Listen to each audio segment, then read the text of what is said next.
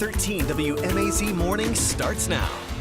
Good Monday morning, everybody. It's a cold start to what will be a gorgeous day. We have rising temperatures and rain chances. Let's time it out together coming up. And jurors will return to court this morning for the trial in the Anitra Gunn case, what prosecutors plan to continue to show in their case. Plus, improvements to the Macon Mall area, that's on Bibb County leaders' minds. What the mayor now wants to help with the revitalization project.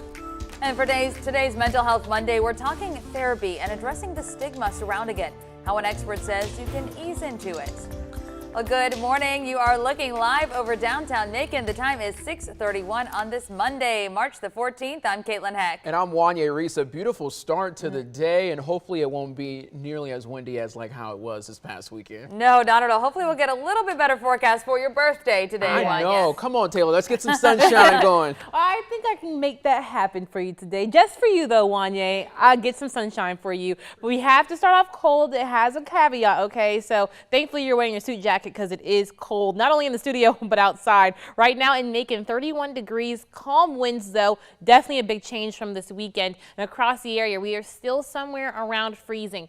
We have 34 now in Gordon, 32 in Wrightsville, 32 in Dublin, 32 now in Swainsboro, 28 there in Eastman. So our friends there in Dodge County may be feeling a little bit more chilly than everywhere else. But at least throughout the day, we're going to warm, especially places from Eastman and south, maybe some 60s and 70s down there. Definitely mid 60s across central Georgia under mostly sunny skies, if not pure sunny skies. A very, very good start to the day. But as we head throughout the day, we definitely will have some rain chances coming through into Tuesday. We're going to stay dry for today across here and around the southeast. So definitely something to be happy about, as all this sunshine will be getting a big change from where we were yesterday. But coming up, I'll talk more about the warming through the week and rain chances returning as we head into tomorrow.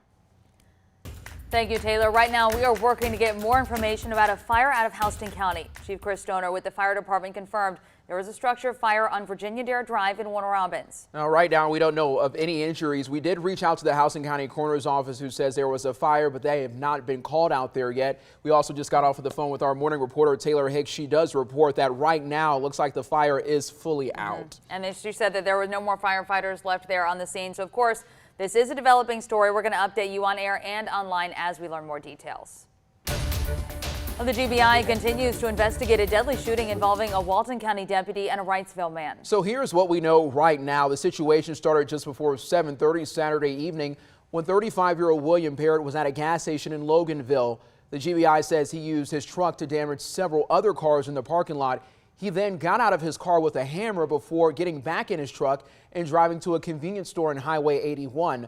The GBI says he got out of his truck again with a hammer and confronted a person who had a gun. A Walton County deputy ordered the other person to put the gun down. The GBI says they did, but Parrott, still armed with a hammer, charged at the deputy. The deputy fired a shot hitting Parrott, and he died at a hospital. No deputies got hurt. The Walton County Sheriff's Office says Parrott was a suspect in two separate homicides, one in Walton County, the other in Wrightsville. We're still working to get more information on exactly what happened and what led up to everything happening. And of course, we will keep you updated on that story online also. The time is now 6:34 a.m. Now to three other headlines we're following for you this morning. The Bibb County Sheriff's Office is still trying to figure out what led up to a shooting that put a 7-year-old boy in the hospital. It happened around 8:40 Saturday evening at the Green Meadows Apartments on Log Cabin Drive in Macon. As of Saturday, the Sheriff's Office says a child was in critical condition. There is no information on a shooter right now. Bibb deputies are also trying to find the man responsible for robbing a fast food restaurant in Macon. This happened just after 1:30 yesterday morning at the Crystal on Bloomfield Road. The Sheriff's Office says a man pulled into the drive-thru and ordered a meal. When he got to the drive-thru window, he took money from the cash register. The Sheriff's Office says he drove away in a gray Honda. No one got hurt, but if you have any information about this case or the shooting, you can call Macon Regional Crime Stoppers. That phone number is 1-877-68-CRIME. Again, 1-877-68-CRIME. And the trial for the man accused of killing Fort Valley State University student Anitra Gunn will continue this morning. The trial process started exactly 1 week ago with jury selection. Prosecutors continue to present their case over the weekend. Saturday, they gave the jury a glimpse into Little's relationship with Gunn. The court saw text messages dating back to 4 months before her February of 2020 death. The prosecution plans to present more communications between Gunn and Little this week. Court picks back up at 11 this morning. Let's get you to your news happening across the state. Wednesday will mark 1 year since the deadly spa shootings in Cherokee County and Atlanta. Over the weekend, people gathered at Blackburn Park to honor the lives lost. The shooting killed 8 people, 6 of whom were women of Asian descent. Robert Arrin Long pleaded guilty to the Cherokee County killings. A judge sentenced him to life without parole. He pleaded not guilty to charges including murder in the shootings that happened in Atlanta. The prosecutor there is seeking the death penalty in that case. A figure in Atlanta's history has died at the age of 94. Sam Massel served as the city's mayor from 1970 to 1974. He was a major force behind the creation of MARTA, establishing the Omni and Woodruff Park. He also led the Buckhead Coalition for more than 3 decades after serving as mayor. Massel's funeral services will happen on Wednesday starting at 3 p.m. at the Temple in Atlanta. A measured Senate around constitutional carry could be one step closer to becoming a law in Georgia. Lawmakers pushed a bill through the Georgia House Friday that could get rid of the need for a license to carry a gun in public. That would result in the elimination of a current background check requirement. The bill now goes back to the Senate for more debate. They passed a similar measure last month. Well, today, Macon Planning and Zoning will discuss some new developments coming to South Bibb County. The project could bring 240 apartment units, a convenience store, drive-through, and restaurants out to Liberty Church Road and Highway 41. PNC's report does predict some traffic delays at that intersection. The meeting happens at 1:30 this afternoon. And looking ahead to tomorrow, Bibb commissioners will talk about a request from Mayor Lester Miller and related to the Macon Mall revitalization project. The mayor is asking commissioners to approve up to $4 million more. The project includes renovating the mall on Eisenhower Parkway and building an amphitheater next door. Back in November, commissioners agreed to allow the Urban Development Authority to borrow up to $40 million for the project. Now the mayor wants to bump that to $44 million. However, Miller told us yesterday the cost of the project has not changed, and he still plans to keep the cost under $40 million. And the ordinance shows that if county leaders do approve this loan, it would repeal the county's decision from last year. Miller told us back in November the Development Authority will collect rent for the future Macon Mall tenants to repay those millions of dollars in bonds. Well, people in Forsythia got in the festival spirit over the weekend with an event that kicks off the beginning of spring for the city. People enjoyed some better weather at the Forsythia Festival yesterday. On Saturday, heavy winds and chilly temperatures didn't exactly make things feel like spring, but it went on as some vendors decided to stay and sell. Yesterday wasn't as windy, which meant people showed up to enjoy the food, live music, and the other activities. We stayed most all day. We still had a really good turnout, and everyone was just super supportive, knowing that the weather was what it was. I kicked 2 out of 3 field goals. I jumped on that and slid down. I did everything. You know, I love kids because it could be freezing cold outside, but they could see a bounce house or a playground and they just forget about everything. Oh yeah, they're the first ones there. That t-shirt, they do not care. Nothing bothers them. Now the festival started back in 1988. It generally happens every year on the second weekend in March to coincide with the blooming of the yellow forsythia plants. Wow, how beautiful. I know. The time is now 6:39, and of course we're talking in cherry blossoms, and unfortunately this cold weather is not going to do them a lot of good. Yep, so the folks out in Monroe County, don't feel bad because the start of our festival may be a little not fun as well weather-wise.